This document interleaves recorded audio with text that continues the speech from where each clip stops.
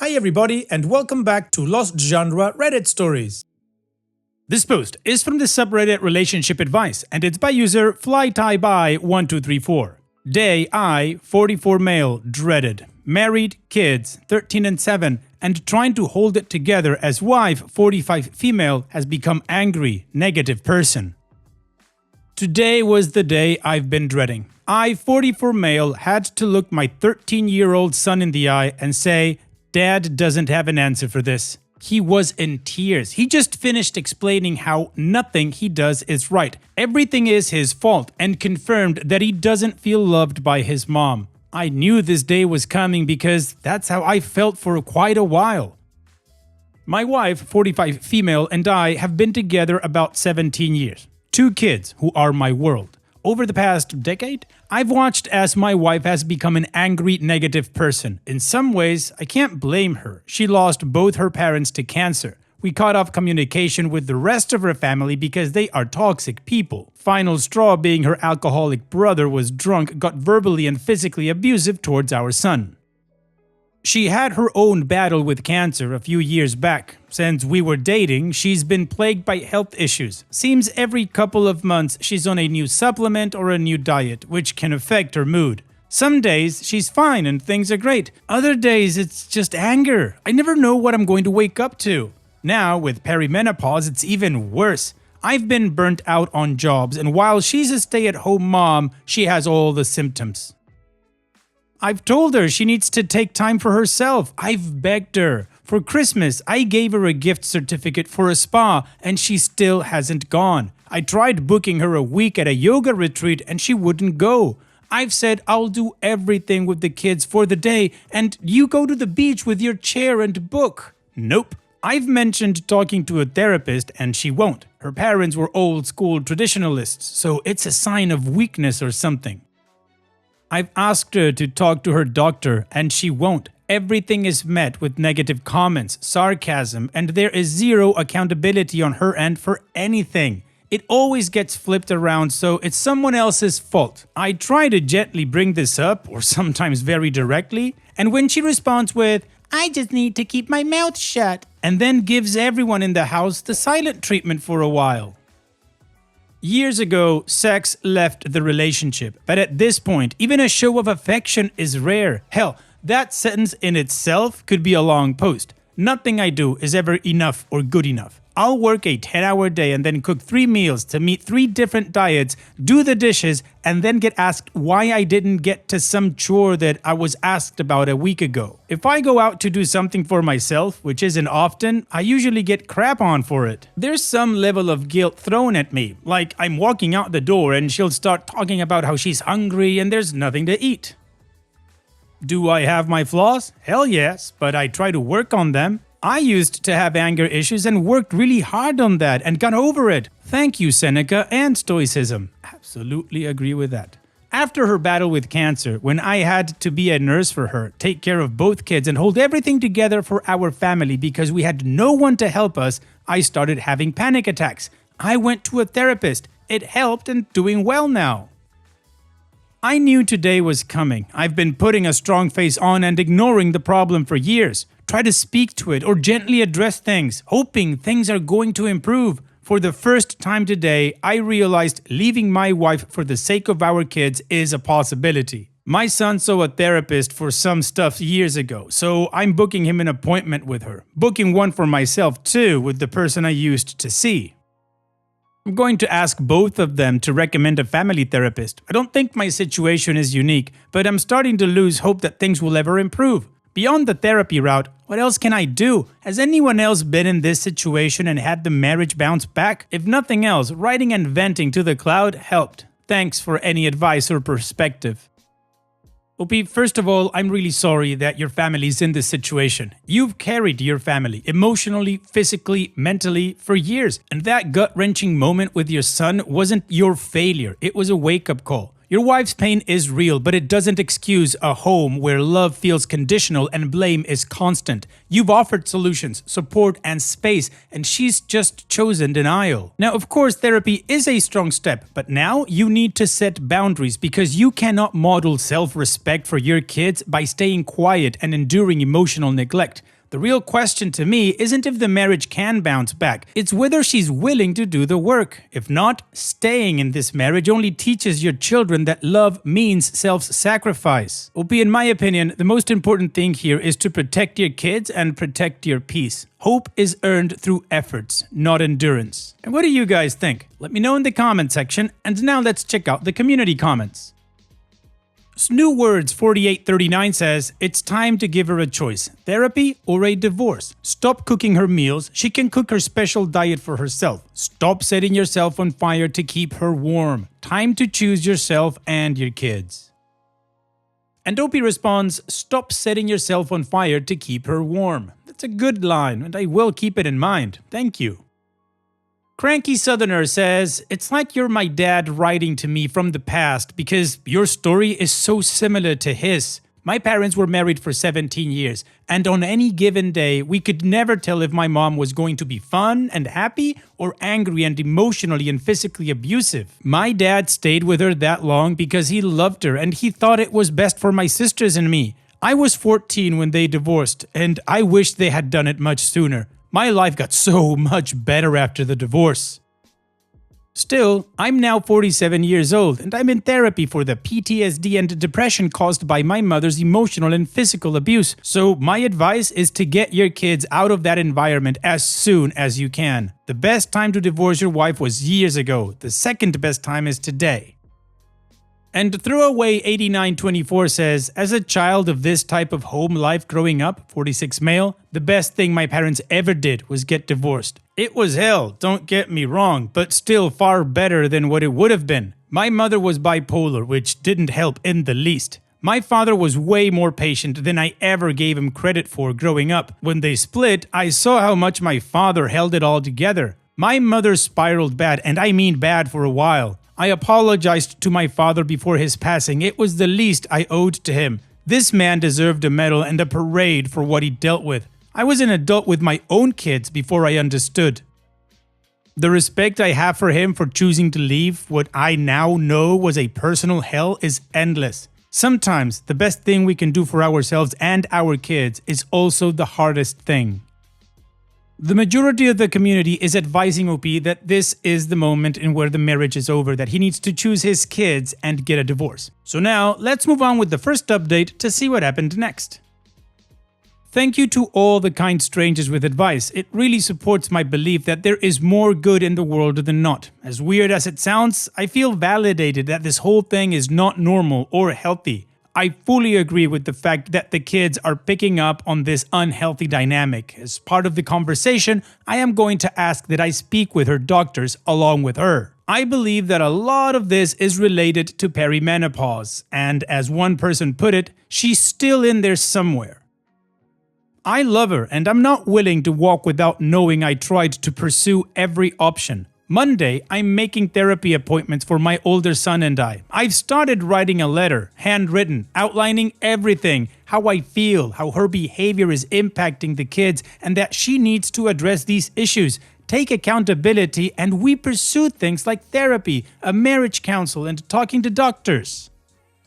If she's unwilling, then I unfortunately see separation on the table. I'm taking the advice to speak with a lawyer. I'm effing terrified. This sucks and I don't want to go this way. At the same time, as so many people have pointed out and was my biggest fear, this may be the correct option for my boys and I. I'm especially thankful to the woman that chimed in with thoughts on dealing with perimenopause. Really excellent perspective and helps me understand something which I recognize I will never 100% grasp.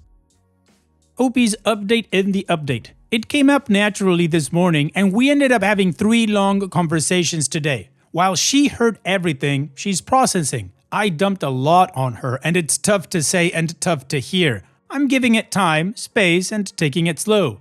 Today has been really tough. So many of the comments below were very, very helpful, especially as I thought to myself, I'm in the wrong and all this is my fault. or I shouldn't have said anything. Almost every point I made was flipped around where it wasn't her, or it was actually me, or the kids. The house needs to be clean, she does so much, yada yada. Things I can do to improve. She was talking about laundry and cleaning bathrooms. I was talking about not feeling loved. Big disconnect there, and I pointed it out to her. She made some valid points on things I can improve. I acknowledged them, said I would think about it and work on it. She's going to pull back and not do so much. She mentioned getting a job, which I fully support. When she asked what else she should do, I again mentioned a doctor for hormone discussions and a therapist. I asked if I could go to the next doctor appointments. I asked for joint counseling. These parts of the conversation were heavy with excuses, sarcasm, and being brushed off. I believe this is the path to fixing our relationship, and it's not easy or quick. But what needs to happen? I told her this. I stressed that I want to fix this and make this work. I told her though that it requires both of us. The discussion about sex or not feeling love was also met with sarcasm and mocking. Made it very clear that I'm fine with no sex. It's the no affection that I'm not okay with. Also pointed out that telling her how I genuinely feel and having it mocked hurts. The important thing is there is a healthy but very difficult conversation going on. I am very well aware that if things do not change, our relationship is over. I'm not ready to walk away from it, but I'm getting some basic information on what we could potentially look like. My son is freaked out that I told his mom the part about how I felt. We discussed that it's fine and normal to feel that way. It's uncomfortable, but the options are to feel uncomfortable like this, or say and do nothing and let the situation remain or get worse. She agreed this is the better route. Finally, thanks all for sharing your stories, insights, and for those of you that have or are experiencing similar issues, I hope everything works out for the best. Okay, so Opie and his wife are having the difficult conversations, and apparently they both want to try and salvage their relationship. So let's move on to the final update to see how this story ends. I probably won't update again, but I wanted to wrap this up. I have read every comment and I love Reddit because you can get a lot of perspective, advice, and insight. Thank you all for the thoughtful responses as well as those that sent me personal messages. It's really helped me figure out how to approach and deal with this.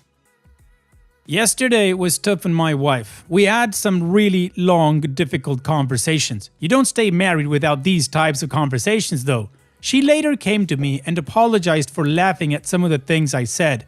I know I was hurt and she'll be thinking about everything that was said. And while I do see separation as a possible outcome, we're not there yet. Healthy communication is the path to resolving problems, and as long as that is happening, then I hold out hope that things will improve.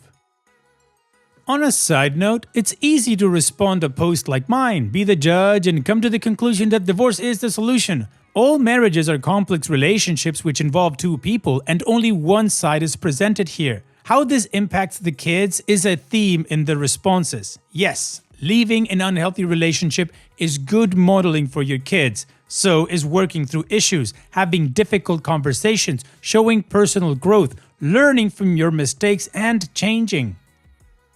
I've seen some things I can work on and will. On the flip side, I really stressed that to fix our relationship, it will take both of us, and that further conversations with doctors as well as some mental health professionals are needed. I think we should find a marriage counseling as well. That doesn't happen overnight and is a slow process. Calls into my therapist as well as the one my son used to see. While Reddit is great, getting some professional insight into this, I believe, is the correct route. I know she's going to be pissed that we're talking about her. I think yesterday, hearing that both of us were going to therapy because of her was the hardest part for her. Us actually going may be the wake-up call, and if nothing else, it's going to further escalate some of the issues. In the meantime, I'm keeping age-appropriate conversations going with both my sons, giving them extra hugs and love. Finally, yesterday was tough on me. I had to say things that really hurt someone I truly love and face some hard truths. Late morning found me in bed, under the covers, totally nauseous and having an anxiety attack. Realizing this is not healthy, I got up and took a walk in the park. I called one of my best friends and unloaded everything on him. It's amazing how some sunshine, touching grass, and talking to someone can help. Felt much better afterwards. For all of those people that are dealing with similar situations, make time for yourself, and I hope you also have a friend like that to talk to. Peace.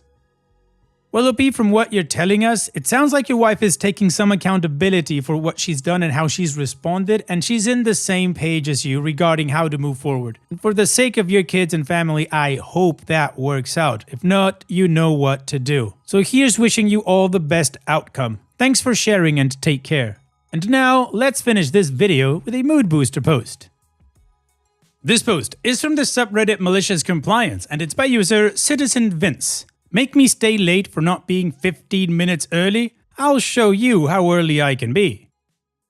I work at a casino as a dealer. We have a first in, first out way of scheduling dealers. So if you start at 7 p.m., you get to leave before people that started at 8 p.m. when they are able to close tables down and send you home. Pretty normal and straightforward. If more than one person starts at the same time, then who gets the option to leave first is assigned on a rotating basis. So, if you have the first option 1 week, you will be second the following, the third after that, then back to 1.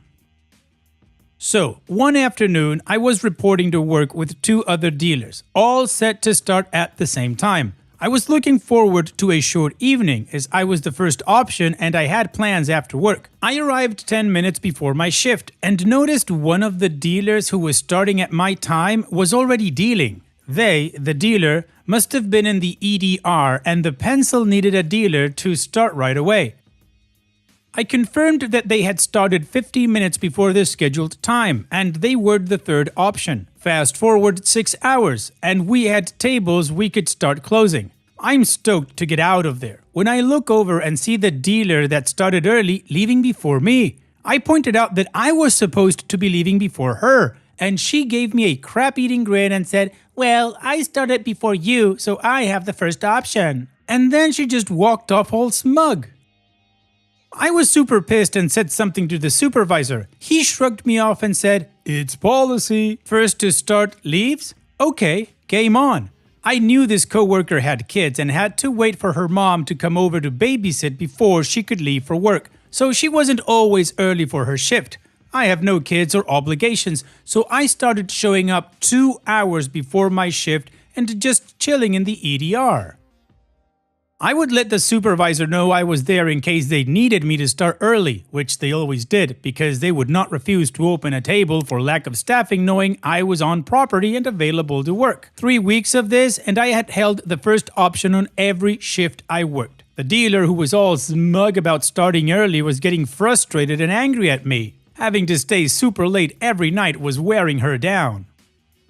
"It would be nice to get off before close just once," she said to me once as I was leaving early yet again. I told her I was just following policy, and she was welcome to show up early to make sure she was always first out. 2 more weeks and many compliments to the boss later, the policy was changed. Now, in order to jump option numbers, you have to be called in over an hour before your scheduled time. 15 minutes wasn't gonna cut it anymore if you wanted to leave early. I hope that it was worth it for her staying until near close for over a month over that 15 minutes. I am petty and I have a lot of free time. Opie's edit. To answer some questions I'm seeing and give some clarification. 1. Yes, I showed up 2 hours early for my shift. However, I was paid for nearly all of that extra time, as I always asked to start work early since I was on property and available. I actually worked more hours and made more money during this time than I had previously. 2. The difference in time leaving work was several hours. First option usually leaves around 9 p.m., 10 p.m., while second and third options leave around 2 a.m. to 3 a.m. depending on business. 3. My property is KYO, so the volume of hours is less important to us. 4. Not really an excuse, but this coworker is not easy to get along. She has had run-ins with just about every other dealer at some point. She is the type to quote policy when it works in her favor and disparage the same policy the second it works against her. 5. If she had something important to do the evening in question or needed to leave because of childcare or whatever, I would have happily passed my option to her. My plans were not as important as something like childcare. It was the underhanded way she went about getting herself out early, combined with her snarky remark and crap-eating grin, that made me want revenge. 6. We do not use an EO list because it actually created similar issues. People would come by several hours before their shift to sign in, go home, then come back. People got upset, so management said you can't sign the EO more than 1 hour before your shift started. So nearly the entire crew would be an hour early and bicker over it. Then it was changed to you can't sign the EO until you are clocked in at your scheduled time and enter the pit. This resulted in people showing up an hour early and camping out in the line near the time clock like it was Black Friday. So yeah, no more EO list. I feel this is malicious compliance because she was very eager to point out to me that option number shifting was policy and the supervisor said she was correct. I was just following the policy as she did, just to a more severe degree. Well, OP, I guess lesson learned. Never mess with a petty person that has a lot of time in their hands. Thanks for sharing, OP. And that's it for today's video. Thank you so much for taking the time to watch it. Now, if you've gotten to this point in the video, I assume that you like these stories that I'm reading out. So here are a couple more that you might enjoy. And if you don't have any time to watch another story right now, save it for later. And also, don't forget to hit that subscribe button.